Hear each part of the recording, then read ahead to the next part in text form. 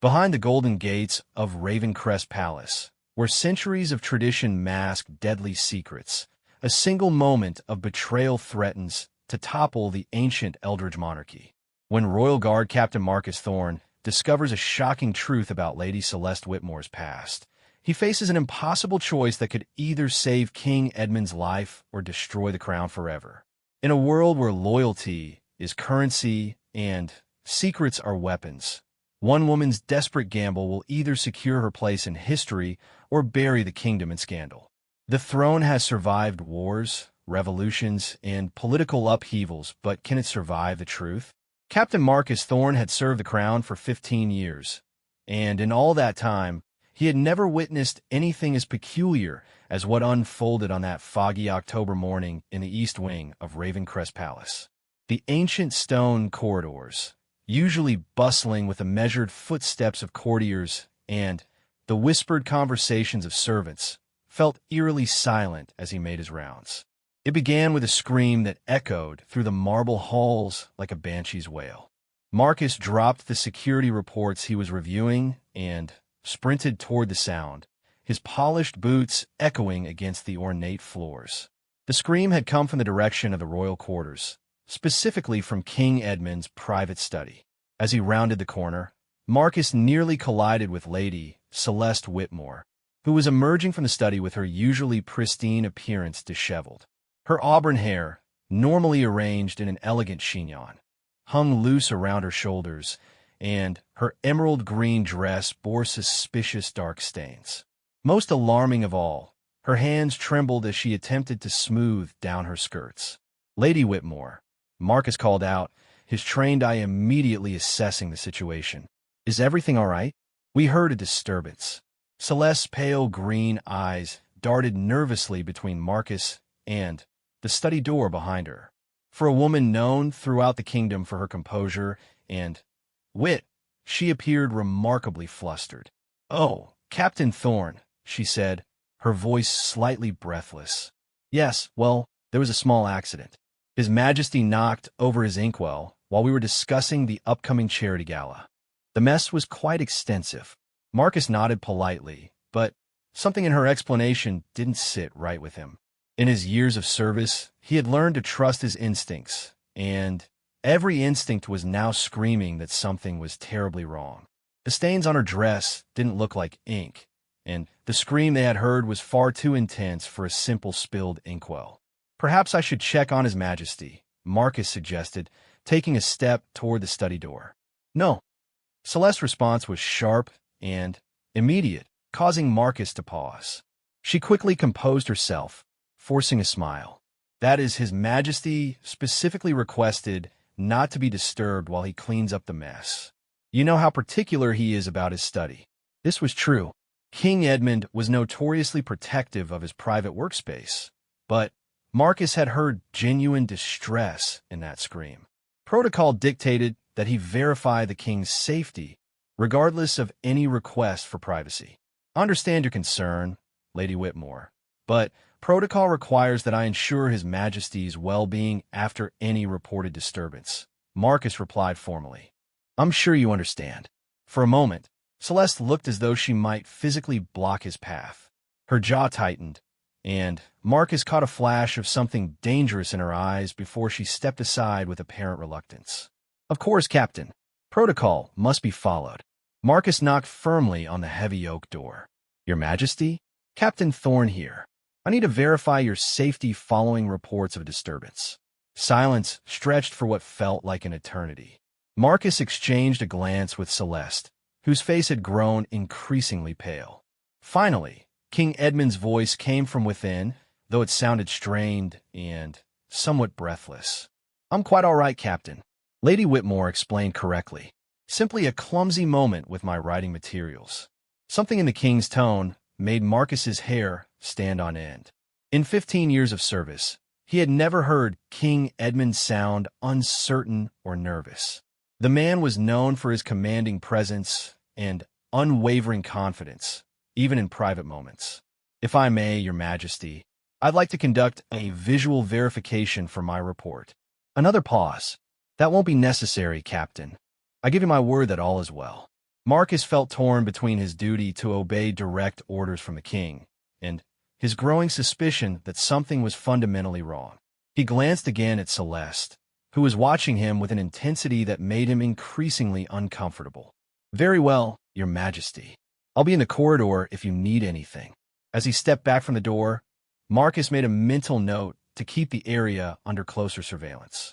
Something about the entire encounter felt orchestrated, as though he had walked into the middle of a carefully rehearsed performance. Lady Celeste smoothed her skirts once more and offered him a smile that didn't quite reach her eyes. "Thank you for your diligence, Captain. The royal family is fortunate to have such dedicated protection." "It's my honor to serve," Marcus replied automatically, though his mind was racing with questions. As Celeste walked away, her heels clicking against the marble with renewed confidence, Marcus remained in the corridor. He positioned himself at a discreet distance from the study, close enough to respond quickly if needed, but far enough to avoid appearing to disobey the king's request for privacy. Over the next hour, Marcus observed several unusual occurrences. First, Dr. Helena Ashford, the royal physician, arrived at the study with her medical bag, claiming she had been summoned for the king's routine medication review. However, Marcus knew that such reviews typically took place in the royal infirmary, not in the king's private study, and they were usually scheduled well in advance. Second, Lord Chancellor William Pemberton appeared, looking unusually grave as he entered the study for what he described as an urgent matter of state.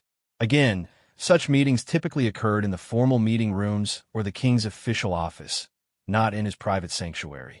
Most concerning of all, Marcus noticed servants arriving with what appeared to be cleaning supplies far more extensive than what would be needed for a simple ink spill. They carried buckets, specialized solvents, and even brought in a small carpet cleaning machine. As the morning progressed, Marcus's unease grew.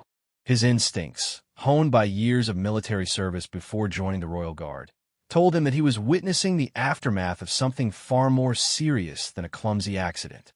The question was, what exactly had happened in that study, and why was everyone, including the king himself, so determined to cover it up? When his shift officially ended, Marcus made his way to the guard station to file his daily report. As he sat at his desk, pen poised over the report form, he faced a dilemma that would haunt him for weeks to come. Should he report only what he had been told, the simple story of a spilled inkwell, or should he document his suspicions about what he had actually observed? The decision he made in that moment would set in motion a chain of events that would shake the very foundations of the Eldridge monarchy. Marcus chose to document everything. 3 days after the incident in the king's study, Marcus found himself summoned to an unexpected meeting with Lord Chancellor Pemberton. The formal invitation, delivered by a nervous young page, requested his presence in the Chancellor's private office at precisely 2 o'clock in the afternoon. Marcus arrived promptly, his dress uniform immaculate, and his mind sharp with curiosity. Lord Pemberton's office was a testament to centuries of royal bureaucracy, with its walls lined with leather-bound legal texts and portraits of previous chancellors dating back to the founding of the kingdom. The man himself sat behind an imposing mahogany desk, his silver hair perfectly groomed and his expression unreadable. "Captain Thorne," Pemberton began without preamble, "please take a seat. We have matters of considerable delicacy to discuss." Marcus settled into the offered chair, maintaining the respectful posture drilled into him through years of military training. "How may I serve, Lord Chancellor?" Pemberton opened a manila folder that Marcus recognized as containing his incident report from 3 days prior. The Chancellor's pale blue eyes scanned the document with the precision of a legal scholar examining evidence. "Your report regarding the disturbance in His Majesty's study has raised some concerns among the senior staff," Pemberton said carefully. "Specifically, your decision to document certain observations and suspicions rather than simply recording the facts as they were presented to you." Marcus felt a chill run down his spine. "Lord Chancellor, I documented what I observed because I believed it was my duty to provide a complete and accurate account of the situation." "Indeed," Pemberton replied, closing the folder with a soft thud. "However, Your observations have led to questions that are potentially damaging to the stability of the crown. Questions about Lady Whitmore's presence, about the king's well-being, about the true nature of what occurred that morning. The Chancellor rose from his seat and moved to the window, gazing out at the meticulously maintained palace gardens. Captain, in your 15 years of service, have you ever encountered a situation where the truth, while perhaps technically accurate, could be more harmful than helpful? Marcus considered the question carefully. He had indeed encountered such situations during his military service, where operational security sometimes required selective reporting. However, this felt different. This involved the safety of the monarch he had sworn to protect. Lord Chancellor, are you suggesting that I falsified my report? Pemberton turned back to face him, his expression grave. I'm suggesting that sometimes discretion is the highest form of service to the crown. Lady Whitmore is a valued friend and advisor to the royal family. She has been instrumental in organizing charitable events that have raised millions for worthy causes throughout the kingdom. Any suggestion of impropriety on her part could have far-reaching consequences. What about the king's safety? Marcus asked bluntly. If there is any threat to his majesty, the king is perfectly safe, Pemberton interrupted. Dr. Ashford conducted a thorough examination and found no cause for concern. His Majesty himself has confirmed that the incident was exactly as Lady Whitmore described. Marcus felt as though he was being presented with a carefully constructed narrative designed to discourage further investigation. Lord Chancellor, with respect, I heard the distress in that scream. I observed Lady Whitmore's condition when she emerged from the study. Something significant occurred in that room. Pemberton returned to his seat, his fingers steepled as he regarded Marcus with a mixture of respect and warning. Captain Thorne, your loyalty to the crown is beyond question. Your service record is exemplary. However, you are now at a crossroads that will define the remainder of your career. The threat was subtle but unmistakable. Marcus understood that he was being asked to choose between his duty to uncover the truth and his duty to preserve the stability of the monarchy. What exactly are you asking of me, Lord Chancellor? I'm asking you to amend your report to reflect only the verified facts. Remove the speculation, remove the suspicions, remove any language that might suggest wrongdoing on the part of Lady Whitmore or anyone else. Focus solely on the spilled inkwell and the king's confirmation that all was well. Marcus sat in silence for several long moments. Throughout his career, he had prided himself on his integrity and honesty. The idea of altering an official report went against every principle he held dear. Yet he also understood the broader implications of his decision. And if I refuse? Pemberton's expression softened slightly, as though he genuinely regretted the position in which they both found themselves. Then, I'm afraid we would need to question whether you are suitable for a position that requires such discretion and sound judgment. The Royal Guard cannot afford to have members who might misinterpret routine situations or create unnecessary drama where none exists. The message was clear: comply or face dismissal from the service that had defined his adult life.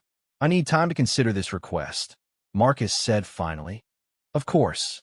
You have until tomorrow morning to submit your amended report. I trust you will make the decision that best serves both your career and the crown. As Marcus left the Chancellor's office, his mind churned with conflicting emotions. On one hand, he understood the political realities of royal service.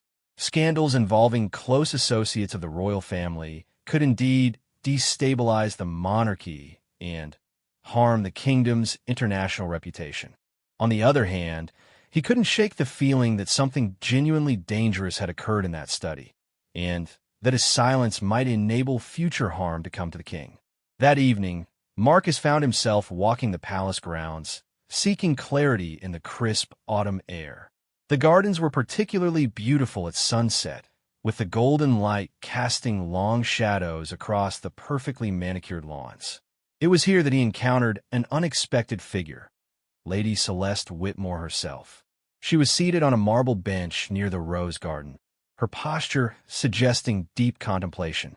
As Marcus approached, She looked up with a smile that seemed more genuine than the one she had offered 3 days earlier. "Captain Thorne," she said warmly, "how lovely to see you. Are you enjoying the evening air?" "Indeed, Lady Whitmore. The gardens are particularly beautiful at this time of day." She patted the bench beside her in invitation. "Please, join me if you have a moment. I've been hoping for an opportunity to speak with you privately." Marcus hesitated for a moment before taking the offered seat. Protocol didn't forbid informal conversation with members of the royal household, but given the circumstances, he felt the need for caution. "I wanted to thank you," Celeste continued, "for your professionalism the other morning. The situation was rather embarrassing, and your discretion was much appreciated. I was simply performing my duties, Lady Whitmore." She turned to face him more directly, her green eyes searching his face. "Captain, in your years of service, you must have seen many things that required discretion. The royal family leads complex lives, and sometimes situations arise that, while perfectly innocent, might be misunderstood by those not privy to the full context." Marcus sensed that she was leading somewhere specific with this conversation. "That's certainly true. The morning in question," she continued carefully, "was indeed somewhat dramatic. The king had received some distressing news about a dear friend's illness. He became quite emotional, which is unlike him, and in his distress, he knocked over not just his inkwell, but also knocked his head against the corner of his desk. I helped him clean the wound and calm himself, which is why my appearance was somewhat disheveled when you arrived. This new version of events was more detailed and more plausible than the original story, but Marcus noticed that it was also conveniently untestable. There would be no way to verify the supposed news about a friend's illness, and any head wound would have been treated by Dr. Ashford." "I see," Marcus replied noncommittally. "The king was embarrassed by his emotional display," Celeste continued. "He asked me to keep the details private, which is why I initially provided only a simplified explanation. I hope you understand why complete honesty about such personal matters might not always be appropriate." Marcus found himself impressed by the elegance of her explanation. It accounted for most of his observations while presenting a narrative that, while private, was entirely innocent. "Thank you for the clarification, Lady Whitmore." She smiled and rose from the bench. "I'm glad we had this conversation, Captain. I believe understanding often prevents unnecessary complications." As she walked away, Marcus was left with more questions than answers. Was Lady Whitmore's new explanation the truth she had been protecting, or was it simply a more sophisticated lie designed to address the gaps in her original story? The decision about his report still lay before him, and the stakes felt higher than ever. Marcus spent a sleepless night wrestling with his conscience. By dawn, he had made his decision. He would submit the amended report as requested, but he would also begin his own discreet investigation. If there truly was a threat to the king, he would find evidence of it. If there wasn't, then his amended report would have served the crown's interests without compromising his integrity. He submitted the sanitized report to Lord Pemberton's office first thing in the morning, documenting only the spilled inkwell and the king's assurance that all was well. However, he also began implementing a plan that would allow him to monitor the situation more closely. Marcus's position as captain of the Royal Guard gave him access to security recordings from throughout the palace. While the king's private study wasn't under surveillance out of respect for royal privacy, the corridors outside were monitored around the clock. If he could review the footage from the morning in question, he might gain insights into what had actually occurred. The security office was located in the basement of the palace, a utilitarian space filled with banks of monitors and recording equipment. Sergeant Rebecca Hayes, the officer in charge of surveillance systems, was a trusted colleague who had served alongside Marcus for nearly a decade. "Rebecca," Marcus said as he entered the office, "I need to review some corridor footage from 3 days ago. Routine follow-up on an incident report." "Of course, Captain. Which areas and what time frame?" "East Wing, Royal Quarters level, from approximately 7 a.m. to 11 a.m. Rebecca pulled up the relevant footage on her computer system. The multiple camera angles showed the familiar corridors from various perspectives, with timestamps marking each frame. Marcus watched carefully as the morning unfolded on screen. At 7:23 a.m., Lady Whitmore could be seen walking purposefully toward the king's study, carrying what appeared to be a small leather portfolio. Her demeanor seemed normal, confident even. At 8:47 a.m., the cameras captured something that made Marcus lean forward with intense interest. Dr. Ashford could be seen hurrying through the corridor, not toward the king's study, as she would later claim, but away from the royal quarters entirely. She was moving quickly, almost running, and her medical bag was nowhere to be seen. "Can you zoom in on Dr. Ashford there?" Marcus asked, pointing to the screen. Rebecca enhanced the image. Dr. Ashford's usually composed expression showed clear signs of distress. Her face was pale, and she appeared to be wiping her hands repeatedly on her skirt as she walked. "Interesting," Rebecca observed. "She looks upset about something." The footage continued. At 9:15 a.m., Lady Whitmore emerged from the study in the disheveled state that Marcus remembered. However, the cameras revealed details he hadn't noticed during their actual encounter. She paused outside the study door, looking back with an expression of what appeared to be satisfaction rather than concern. Most telling of all, at 9:32 a.m., 17 minutes before Marcus's arrival, Dr. Ashford could be seen returning to the royal quarters. This time, she carried her medical bag and moved with the purposeful stride of someone arriving for a scheduled appointment. However, Marcus knew from his own observation that she had arrived claiming to have been summoned for a routine medication review. "Rebecca, I need copies of these specific segments," Marcus said, "and I need your discretion regarding this review." Rebecca nodded without question. In their years of working together, she had learned to trust Marcus's judgment implicitly. Armed with this new evidence, Marcus began to piece together a timeline that differed significantly from the official narrative. Dr. Ashford had been present in the royal quarters before the incident, had fled in apparent distress, and had then returned to provide medical assistance. This suggested that whatever had occurred in the study was serious enough to require immediate medical attention. Over the following days, Marcus discreetly gathered additional information. He learned from the palace maintenance staff that the cleaning supplies brought to the king's study had included hydrogen peroxide and other substances typically used for removing bloodstains. The servants who had performed the cleaning had been sworn to secrecy and given substantial bonuses for their discretion. More disturbing still, Marcus discovered through careful questioning of the kitchen staff that Lady Whitmore had requested a special tea blend be prepared for the king on the morning in question. The blend included several herbs known for their medicinal properties, including some that could be dangerous in large quantities. The pieces of the puzzle were beginning to form a disturbing picture.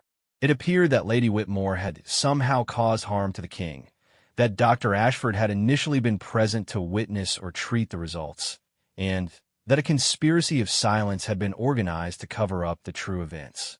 However, Marcus still lacked the most crucial piece of evidence, proof of what had actually happened in that study.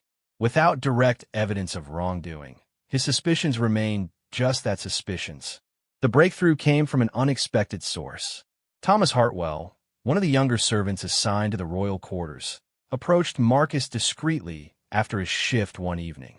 "Captain Thorne," Thomas said nervously, "I heard you were asking questions about the morning when the king had his accident." Marcus studied the young man carefully. Thomas was known to be honest and hardworking, but he was also relatively new to royal service and might be susceptible to palace gossip. "What can you tell me, Thomas?" "Well, sir, I was polishing the brass fixtures in the corridor outside His Majesty's study that morning. I know I wasn't supposed to be listening, but voices were raised, and it was hard not to hear." Marcus felt his pulse quicken. "What did you hear?" Thomas glanced around nervously before continuing. "There was an argument, sir, between His Majesty and Lady Whitmore. She was saying something about documents and signatures, and His Majesty was refusing something quite forcefully. Then Lady Whitmore said something about consequences, and there was a crash like furniture being overturned." "What happened next?" "That's when I heard the scream, sir. It was definitely His Majesty, and he sounded like he was in real pain. Then Lady Whitmore was calling for Dr. Ashford, saying there had been an accident.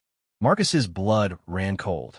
This testimony suggested that the king's injury hadn't been an accident at all, but the result of some kind of confrontation with Lady Whitmore. Thomas, why are you telling me this now? Why didn't you report it immediately? The young man's face flushed with embarrassment. I was scared, sir. Dr. Ashford found me in the corridor after she arrived, and she told me that I had misheard everything. She said that if I spread false stories about members of the royal household, I would be dismissed immediately and blacklisted from any future employment in service. Marcus placed a reassuring hand on Thomas's shoulder. You did the right thing by coming to me. However, I need you to understand that this information is extremely sensitive. You must not discuss this with anyone else. Of course, sir. But, Captain, is His Majesty safe? I mean, if Lady Whitmore did something to hurt him. This was the question that had been haunting Marcus for days. If Lady Whitmore had indeed harmed the king once, what was to prevent her from doing so again? And why was the king himself participating in the cover-up? Marcus realized that he had reached a point where his investigation required resources and authority beyond what he possessed as a Royal Guard captain.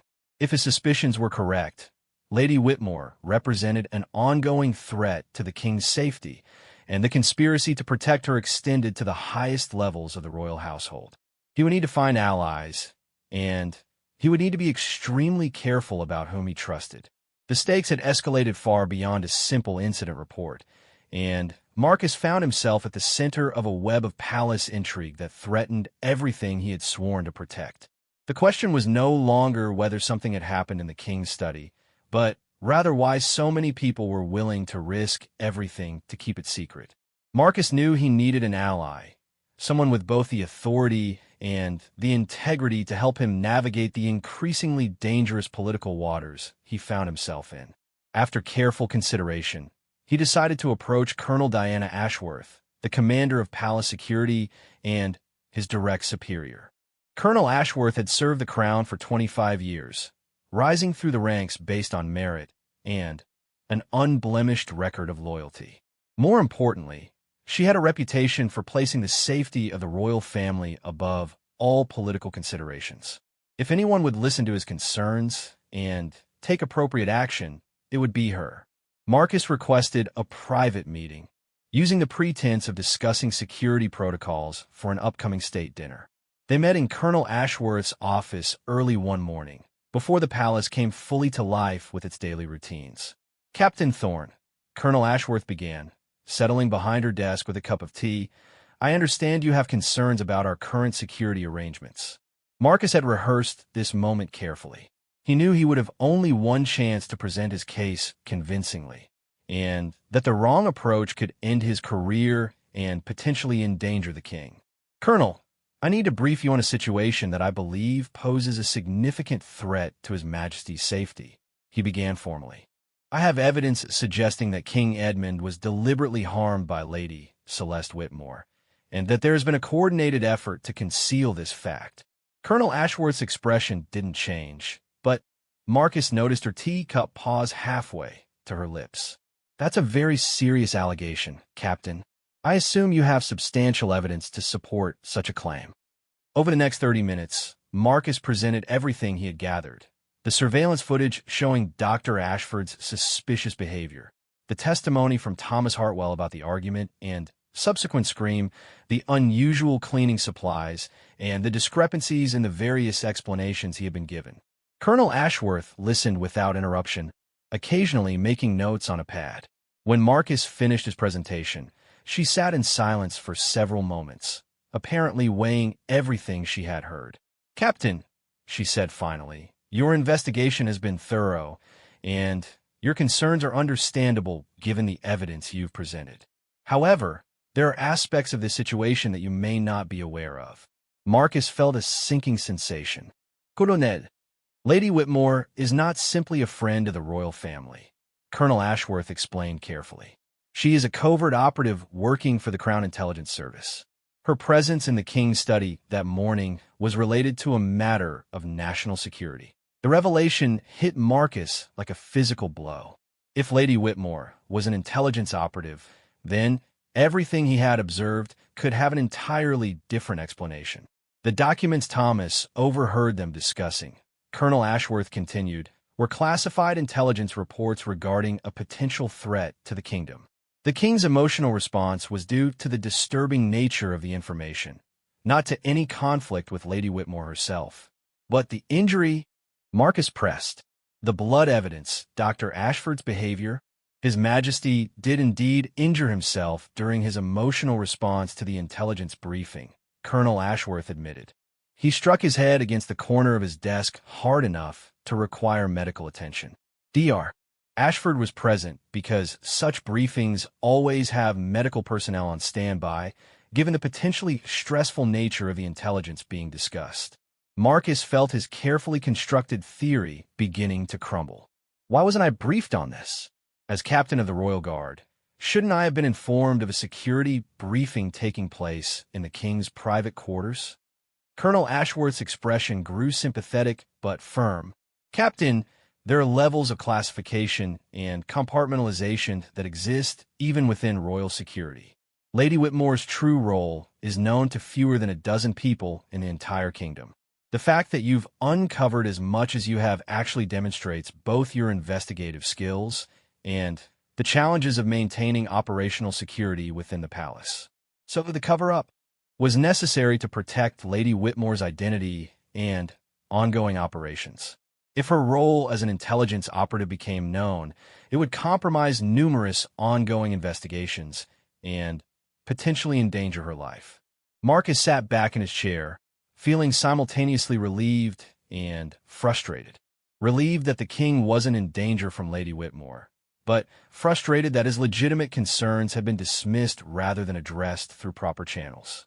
However, Colonel Ashworth continued, your investigation has revealed some significant security vulnerabilities that need to be addressed. The fact that a palace servant was able to overhear classified discussions, that surveillance footage of intelligence operations was accessible without specific authorization, and that cleaning protocols for classified meetings weren't properly implemented, these are all serious concerns. She opened a drawer in her desk and withdrew a thick folder marked with various security classifications. Captain Thorne, I'm going to read you into a higher level of security clearance. With that clearance comes both greater access to information and greater responsibility for maintaining operational security. Marcus felt a mix of excitement and trepidation. Higher security clearance would give him access to information that could prevent future misunderstandings, but it would also burden him with secrets that could be dangerous to possess. Your investigation skills and your unwavering commitment to the king's safety have impressed the right people, Colonel Ashworth explained. We'd like you to consider taking on additional responsibilities related to internal palace security. This would involve working more closely with intelligence operations and ensuring that future classified briefings don't create the kind of security concerns your investigation uncovered. As Marcus left Colonel Ashworth's office an hour later, his head was spinning with new information and responsibilities.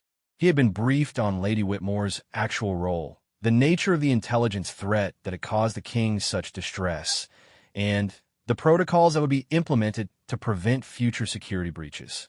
However, even as he accepted the logical explanation for everything he had observed, a small nagging doubt remained in the back of his mind. Intelligence operations were, by nature, built on deception and misdirection. How could he be certain that what he was now being told was the truth, rather than simply a more sophisticated version of the cover story he had initially been given? That evening, as Marcus walked through the palace gardens once again, he found himself observing everything with new eyes. How many other secrets were hidden behind the ornate facades and formal protocols? How many of the people he interacted with daily were not who they appear to be?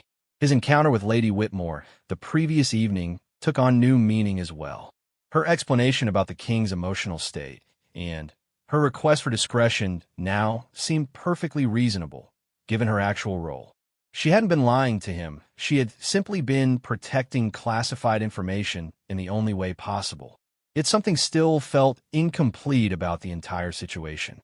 Perhaps it was simply the adjustment to learning that his understanding of the palace's inner workings had been so fundamentally incomplete. Or perhaps his instincts were still detecting something that the official explanations hadn't fully addressed. Marcus decided that his new role would require him to be more observant than ever, not just of external threats to the royal family, but of the complex web of relationships and hidden agendas that operated within the palace walls themselves. The truth, he was beginning to understand, was often far more complicated than it initially appeared, and protecting the crown sometimes required embracing those complications rather than simplifying them. 6 weeks had passed since Marcus had been read into the higher levels of palace security, and he had settled into his expanded role with characteristic diligence. His new responsibilities included coordinating with intelligence operatives like Lady Whitmore and ensuring that their activities within the palace didn't create unnecessary security concerns or misunderstandings among other staff members. However, it was during this period that Marcus began to notice patterns that rekindled his earlier suspicions, though in a completely different context. The first anomaly appeared in the intelligence briefing schedules. According to the protocols he had been given, classified briefings were supposed to be scheduled through the security office to ensure proper coordination. However, Marcus noticed that Lady Whitmore had been meeting with the king outside of these scheduled protocols with increasing frequency.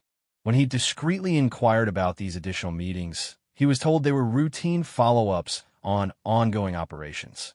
However, Marcus's expanded access to intelligence summaries showed no corresponding increase in threat levels or operational activities that would justify such frequent consultations.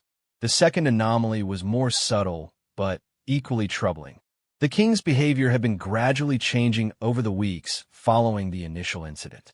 While he maintained his public composure and continued to fulfill his official duties, those close to him noticed that he seemed more withdrawn and, at times, almost fearful. Marcus first became aware of this when Dr. Ashford approached him with concerns about the king's health. She explained that His Majesty had been experiencing increased anxiety and had requested additional security measures for his private quarters, including changes to his food service protocols and restrictions on who could enter his study unannounced.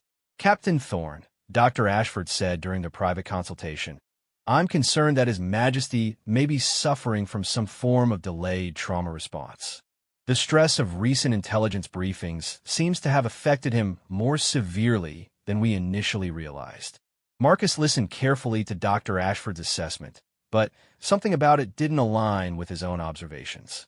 The king's anxiety seemed to be specifically related to Lady Whitmore's presence, rather than to the content of the intelligence briefings themselves. This became apparent during a state dinner that Marcus was overseeing. Lady Whitmore was seated at the high table, as befitted her official status as a close friend and advisor to the royal family.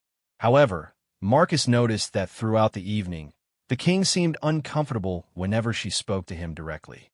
He appeared to choose his words very carefully, and there was a tension in his demeanor that Marcus had never observed before. The breakthrough came quite by accident. Marcus was conducting a routine security sweep of the royal quarters when he heard voices coming from the king's study. The door was slightly ajar, and while he had no intention of eavesdropping, the tone of the conversation made him pause. "Your Majesty," Lady Whitmore's voice was saying, "we've discussed this matter thoroughly. The arrangements we agreed upon are in everyone's best interests." "I understand the position I'm in," the king replied, his voice tight with controlled emotion. "However, I want to be clear that my cooperation is given under duress, and I will not agree to any expansion of these arrangements." "Of course, Your Majesty. No one is suggesting any changes to our current understanding. However, I do hope you appreciate the delicate nature of the situation and the importance of maintaining our mutual discretion." Marcus felt his blood run cold. This conversation bore no resemblance to an intelligence briefing.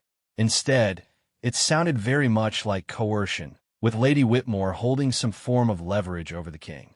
As quietly as possible, Marcus retreated from the door and made his way to a position where he could observe Lady Whitmore's departure. When she emerged from the study 15 minutes later, her expression was one of satisfied confidence, much as it had been on the morning of the original incident. That night, Marcus made a decision that would define the rest of his career. He would investigate Lady Whitmore's background and activities, not as a suspected threat to the king's physical safety, but as someone who appeared to be manipulating or blackmailing the monarch. Using his enhanced security clearance, Marcus began a careful review of Lady Whitmore's file. What he discovered was deeply disturbing. While she was indeed listed as a covert operative for the Crown Intelligence Service, her operational history showed numerous instances of unauthorized activities and questionable methods. Most significantly, there were several incidents where she had been suspected of using classified information for personal gain, though formal charges had never been brought due to insufficient evidence and her value as an intelligence asset. Marcus realized that Lady Whitmore's position as both an intelligence operative and a trusted member of the royal household gave her access to information and leverage that she could potentially use against the very people she was supposed to be protecting. The question was, what did she know about the king that gave her such apparent power over him? The answer came from an unexpected source. Late one evening, as Marcus was reviewing security footage in his ongoing effort to understand the dynamics of Lady Whitmore's relationship with the king, he noticed something that had previously escaped his attention. On the morning of the original incident, before Lady Whitmore had entered the king's study, the surveillance cameras had captured her accessing the palace archives. This was unusual because intelligence operatives typically worked with current information rather than historical documents. Marcus used his security access to review what materials Lady Whitmore had accessed in the archives. What he found sent shockwaves through his understanding of the entire situation. Lady Whitmore had been researching documents related to a scandal from 20 years earlier, involving allegations of financial impropriety against the king when he was still a prince. The matter had been quietly resolved and sealed from public disclosure, but the evidence of the financial irregularities still existed in the palace archives. Marcus realized that Lady Whitmore hadn't been briefing the king on external threats to the kingdom. She had been threatening him with exposure of past indiscretions that could destroy his reputation and potentially force his abdication. The accident in the study hadn't been the result of an emotional reaction to disturbing intelligence. It had been the king's response to being presented with blackmail material that Lady Whitmore was using to control him. Everything clicked into place. The king's current anxiety, his cooperation with the cover-up of the original incident, his careful behavior around Lady Whitmore, and the ongoing meetings where she continued to exert her influence over him. Marcus found himself facing the most serious crisis of his career. The person he had been told was protecting the king was actually endangering the monarchy itself through blackmail and manipulation. However, exposing this truth would require him to acknowledge that he had been deceived by his own superiors, and that the intelligence services themselves were either incompetent or complicit in Lady Whitmore's activities. Moreover, any investigation into Lady Whitmore's blackmail scheme would necessarily expose the very scandal she was using as leverage, potentially accomplishing her destructive goals even if she were stopped. Marcus realized that protecting the king would require not just stopping Lady Whitmore, but finding a way to neutralize her leverage while preserving the monarchy's stability. It would be the most delicate and dangerous operation of his career, one that would require him to operate outside normal channels and risk everything he had worked to build. As he sat in his office, planning his next moves, Marcus reflected on how much his understanding of palace life had changed over the past few weeks. The truth was indeed more complicated than it initially appeared, but not in the way his superiors had suggested. Sometimes protecting the crown required not just accepting complexity, but actively fighting against those who would use that complexity to hide their betrayal of everything the monarchy represented. The real battle for the kingdom's future was just beginning.